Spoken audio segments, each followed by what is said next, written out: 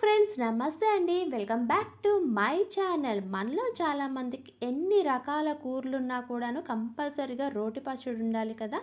అలాంటి రోటి పచ్చడి ఉంటే ఒకటికి 2 ముద్దలు ఎక్కువే తింటాం కదండోయ్! నేను చూపించే విధంగాను మీరు రోటి పచ్చడి ఇంట్లో చేసి పెట్టారనుకోండి, ఒకటికి 2 కాదు 4, 5 ముద్దలు ఎక్కువే తింటారనమాట. అంత బావుంటుంది. అంతేకాదండి, ఈ రోటి పచ్చడి రుబ్బేటప్పుడు ఒక ఇంగ్రీడియంట్ అన్నది యాడ్ చేస్తా అనమాట. ఆ ఒక్క ఇంగ్రీడియంట్‌తోనే ఈ పచ్చడి టేస్ట్ అన్నది చాలా బావుంటుంది. ఇంకెందుకండి ఆలస్యం, వీడియోలోకెళ్ళి ఆ ప్రాసెస్ ఏంటో చూసేద్దామా మరి? ముందుగా నేనైతే ఇక్కడ మన రోటి పచ్చడి అన్నది చాలా టేస్టీగా ఉండడం కోసం 250 గ్రాములను పచ్చడి బీరకాయలు తీసుకున్నానండి. ఈ పచ్చడి బీరకాయల మీద తొక్క అన్నది పూర్తిగా తీసేయాలనమాట. కానీ నేనైతే పూర్తిగా తీయట్లేదనమాట. ఇలా కొంచెం తొక్కన్నది ఉంచుకొని దీన్ని ఇలా చిన్న చిన్న ముక్కలుగా కట్ చేసుకోవాలి. అంతేకాదండి, ఈ రోటి పచ్చడికి మామూలు బీరకాయల కన్నా ఇలా పచ్చడి బీరకాయలతోని చేసుకుంటే టేస్ట్ అన్నది బావుంటుందనమాట. ఇలా కట్ చేసుకున్నటువంటి ముక్కల్ని పక్కన పెట్టుకుందాము.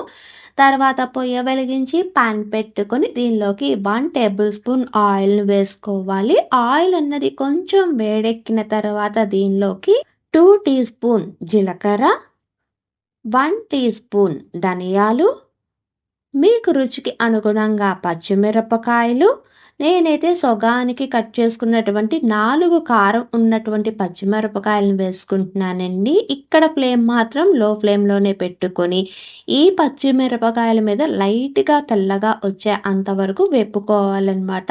తర్వాత దీనిలోకి మళ్ళీ 4 ఎండుమిరపకాయలు వేస్తున్నానండి. ఎండుమిరపకాయలు, పచ్చిమిరపకాయలు వేసుకొని వేపుకొని చేసుకోవటం వల్ల ఈ పచ్చడి టేస్ట్ అన్నది చాలా బావుంటుందనమాట. ఎండుమిరపకాయలన్నవి కొంచెం కలర్ అన్నది చేంజ్ అయ్యే అంతవరకు వేపుకొని వీటన్నింటిని ఒక బౌల్‌లోకి తీసి పక్కన పెట్టుకుందాము.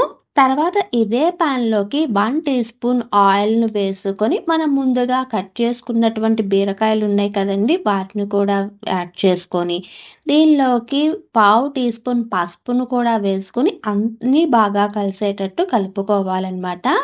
ఇలా కలుపుకున్న తర్వాత ఈ ఆయిల్‌లోని ఈ బీరకాయలన్నవి కొంచెం వేగాలండి. ఇలా వేగిన తర్వాత మూత పెట్టుకొని మధ్య మధ్యలో కలుపుకుంటూ ఈ బీరకాయ ముక్కలన్నవి 80% వరకు కుక్ చేసుకోవాలనమాట. ఇలా కుక్ చేసుకుంటున్నప్పుడు మధ్య మధ్యలో కలుపుకుంటూ ఉండాలండి. ఇలా కుక్ అయిన తర్వాత దీనిలోకి గుప్పెడంత కాడలతో ఉన్నటువంటి కొత్తిమీర, చిన్న రమ్మ చింతపండును కూడా వేసుకొని అన్నీ బాగా కలిసేటట్టు కలుపుకొని మూత పెట్టుకొని ఇక్కడ మనం తీసుకున్నటువంటి బీరకాయలన్నవి పూర్తిగా మగ్గే అంతవరకు ఫ్లేమ్ అన్నది లో ఫ్లేమ్‌లోనే పెట్టుకొని మగ్గించుకోవాలనమాట. ఇలా మగ్గిన తర్వాత చూపిస్తున్నాను చూడండి. బీరకాయ ముక్కను ఒకటి తీసుకొని దీన్ని నైఫ్‌తో గుచ్చితే చక్కగా 2 ముక్కలుగా బ్రేక్ అయింది కదా! ఇలా రెడీ అయినటువంటి బీరకాయ ముక్కల్ని పక్కన పెట్టుకొని వీటిని పూర్తిగా చల్లారబెట్టుకుందాము. తర్వాత ఒక మిక్సీ జార్ తీసుకొని దీనిలోకి మనం ముందుగా వేపి పెట్టుకున్నటువంటి పచ్చిమిరపకాయ, ఎండుమిరపకాయలు ఉన్నాయి కదండీ! వాటిని కూడా వేసుకొని దీనిలోకి తొక్క ఒలుచుకున్నటువంటి 6 వెల్లుల్లి రబ్బలు, ఫైన్‌గా చాప్ చేసినటువంటి 2 టేబుల్ స్పూన్ ఫ్రెష్ కొబ్బరి. ఇదేనండి స్పెషల్ ఇంగ్రీడియెంట్ అనమాట.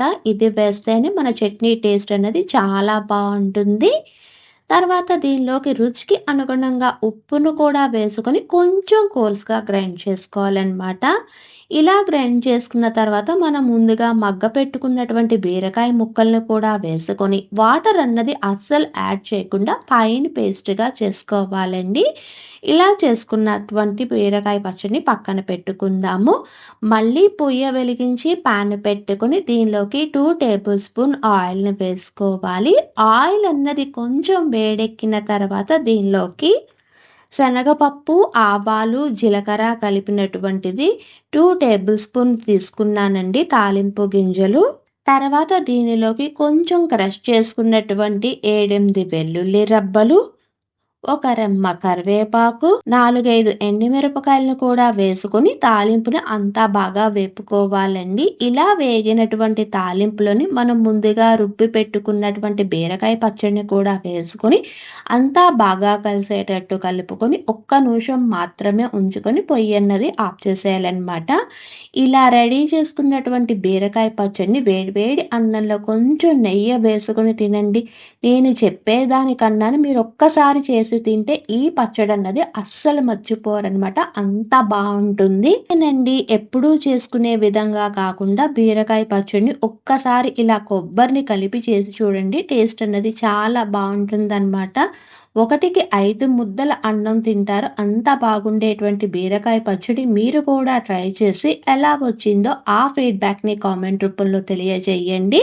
మీకు కానీ ఈ వీడియో నచ్చితే please like, share and subscribe. Thanks for watching.